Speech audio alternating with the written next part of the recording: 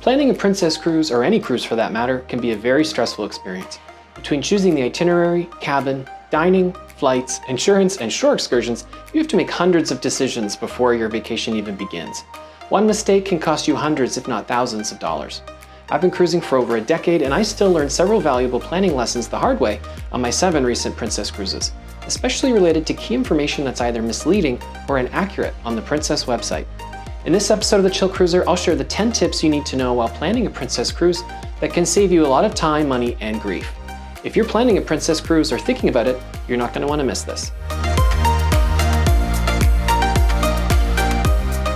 Hey cruisers, Andrew from Ottawa, Canada here. Welcome to The Chill Cruiser, where I review cruise ships from a chill perspective, sharing tips on how to save time, money, and grief on your cruise vacations. That's especially true today, where I'll share the 10 things you need to know while planning a princess cruise. I shared a lot of lessons on Princess earlier this year, so you might be wondering why I'm doing another video on the topic. I was inspired by a subscriber named Lenora, who recently reached out to me from Dayton, Ohio. She was beside herself planning her first cruise to Alaska.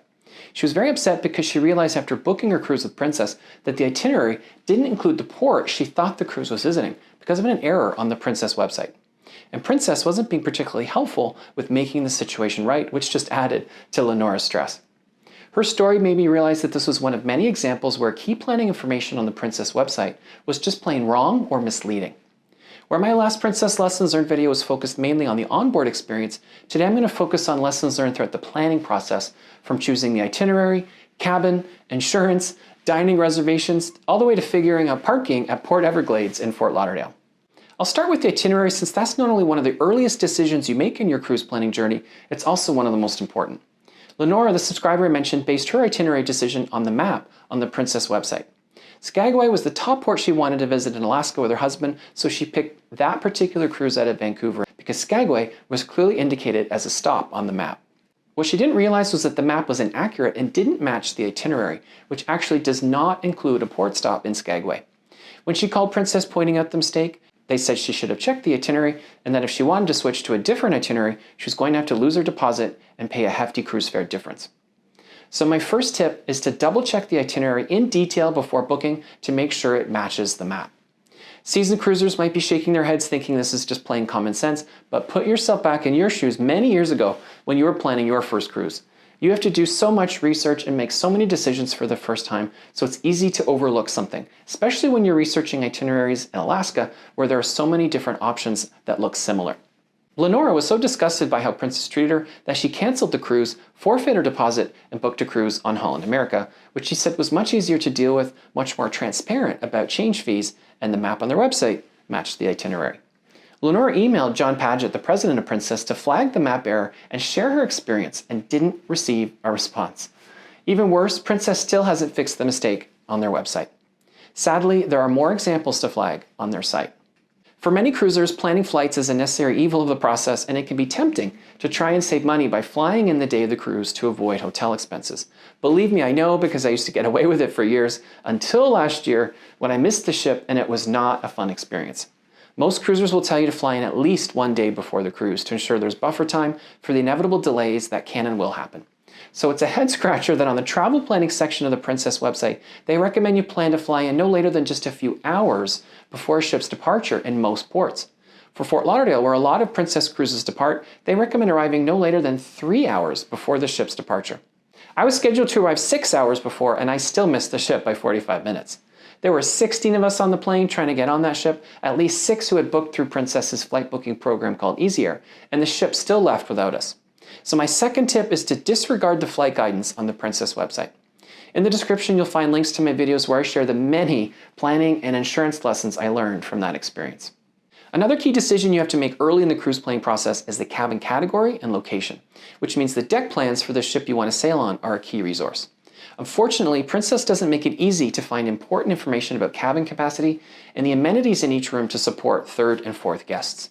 Most experienced cruisers have a checklist of things they look for in their cabin, including having no public spaces above or below, no connecting doors that can let in noise, and proximity to elevators. A couple looking for a room for 2 would obviously not want massive bunk beds on the walls of the room, making it difficult to get into the bed. Well, unless you know where to look, you could easily get one of these rooms on Princess without knowing. That happened to me on Caribbean Princess, where I had cabin P248. On the deck plans, it looks like a normal cabin in the photo, and there's no reference to any beds protruding from the walls in the notes. On other cruise lines, if there's a bed that pulls out from the couch or the ceiling in a cabin, it's usually indicated through a series of symbols on the deck plan. That is not the case for Princess. So I didn't realize until I walked into the room on embarkation day that these bunk beds existed, and it was the last thing I wanted to see after a busy day of traveling. I learned that the only way to find cabins that can accommodate extra guests or check if there are extra beds is to change the number of guests in the drop-down box. So that's tip 3, change the number of guests to 3 and 4 on the deck plans when you're researching cabins so you know whether the cabin you're considering has extra beds that can take up valuable space. Unfortunately, there's yet another watch out with Princess deck plans related to cabin amenities and appearance. Even though there isn't a single non-suite cabin I've seen on any Royal or Regal class ship that has a glass door in the shower, all of their cabin diagrams suggest there is. In reality, they all have a shower curtain. In some areas like the balcony, the diagram also exaggerates the amount of space.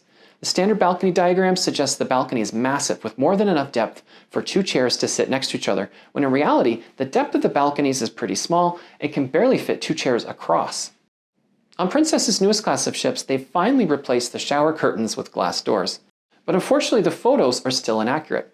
They suggest each room comes with an espresso maker as pictured here, when in reality, only the most premium suites on Sun Princess have one. So that's tip 4, don't assume that the cabin photos or diagram are even close to being accurate. If there's an amenity or detail visualized in the diagram or photo that's important to you, double check they actually exist through other sources like cabin tour videos before booking that cabin.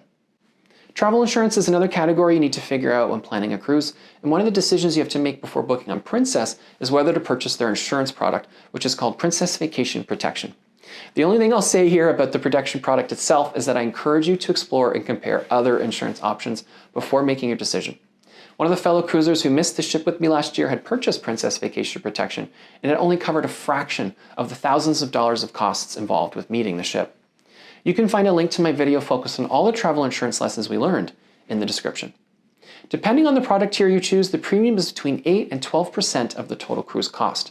The watch out here is if you opt for the Princess Plus or Premier package, which costs between $960 and $1,100 for 2 people on a 7-day cruise, when you book the cruise and purchase Princess Vacation Protection, the premium will increase with the cost of the packages.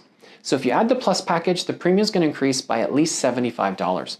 If you wait until embarkation day to add the package, you can avoid this premium increase. But there is a trade-off, since you won't be able to enjoy the pre-cruise package benefits like free medallion shipping, and in the case of the Premier package, reserve up to 2 specialty restaurants without an upfront cover charge. So my 5th tip is if you decide to purchase Princess's insurance product and don't mind forfeiting the pre-cruise benefits, you can save close to $100 or more by waiting until embarkation day to add the Plus or Premier package. Speaking of the all-inclusive packages, I recently learned the hard way that there's a major limitation with adding the package on board when it's already been pre-purchased by other guests in your cabin. On my previous cruises, I was able to easily add the package as soon as I walked on the ship, and it was applied instantly. On my last cruise, I decided last minute to join 2 friends on the Caribbean Princess and added my name to the room a few days before the sailing. They had both purchased the Premier package pre-cruise, and since I couldn't add it so close to the sailing, I planned to add it on the ship like I had done many times before.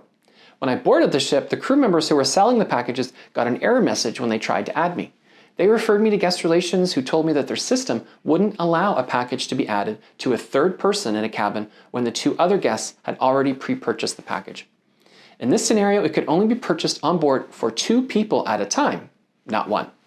They said it was a known system glitch, but that there was nothing they could do, meaning I was going to have to pay separately for gratuities, internet, and a drinks package, which was going to cost more than double what I had budgeted for the trip.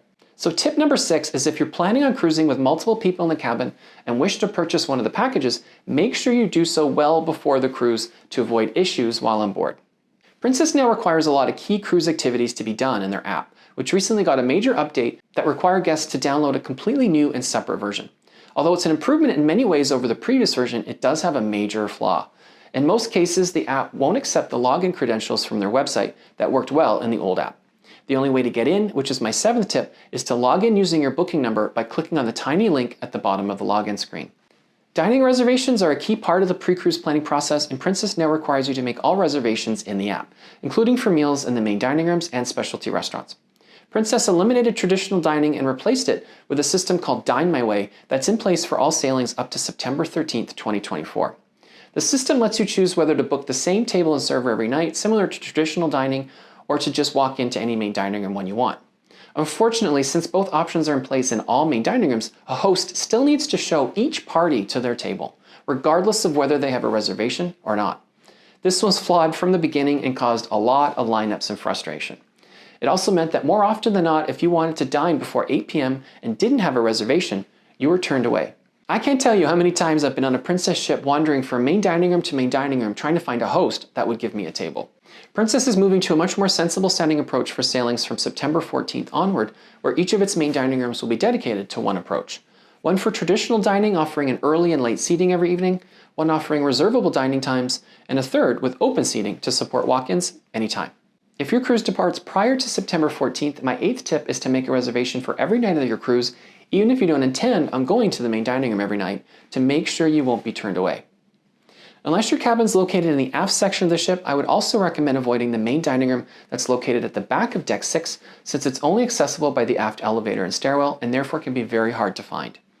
There are usually 2 other main dining rooms much more conveniently located midship on the first and second levels of the piazza. On evenings when you know you'll be dining elsewhere, you can easily cancel the reservation for that night in the app. Another key pre-cruise activity is check-in, which also must now be done in the Princess app. Guests from Canada or the US have the option to get their medallion mailed to their home for a fee that is waived if you have the Plus or Premier package. Everyone, regardless of where they live, can pick up their medallion at the port on embarkation day. If you qualify to have your medallion mailed and want to take advantage of the option, you need to do so 13 days before sailing. Having the medallion shipped in advance can save you a couple of minutes at most at the port, but in 6 of my 7 recent cruises, the wait for people with medallions was the same or similar to the wait for people without them. When you select your preferred delivery method, you have the option to customize your medallion for a small fee. There's some interesting options available that aren't immediately clear based on the category names. If you take the time to browse, you'll see that there are options that would distinguish your medallion from everyone else and serve as a great conversation piece. If you do opt to have your medallions mailed and for whatever reason don't have them with you on embarkation day, don't worry, they can make new ones for you at the port in seconds.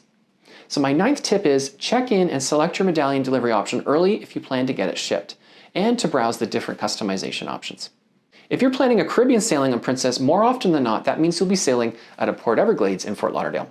This is a massive cruise and cargo port with 8 passenger terminals spread across 2 miles. In all but one of my Princess cruises out of Fort Lauderdale, the ship embarked and disembarked in Terminal 2, which is on the north side of the port facility. But if you embark on a busy weekend day where multiple Princess ships are docked, it's possible you'll embark in one terminal and then disembark in another, which can make things tricky if you drove to the port and parked in the embarkation terminal. This is what happened on my recent cruise on Caribbean Princess, which embarked at Terminal 21, which is where my friend and I parked. When we were back a week later to disembark, the ship docked in Terminal 2, which is more than a mile away from where we parked. Princess did offer a shuttle, but it took close to an hour because of crowding and lineups. So that's my 10th and final tip. If you're planning on parking at Port Everglades, your ship may disembark at a different terminal and delay your journey leaving the port by up to an hour or more. Both times I parked at Port Everglades, it was also very stressful trying to find the right terminal and navigate through confusing parking garages because of poor signage. Planning your Princess cruise is one thing, but once you're on board, there are plenty more decisions to make that can affect your overall experience. Don't miss my video with 25 more lessons from recent Princess cruises focused mainly on the onboard experience right here. Thank you for watching and happy cruising.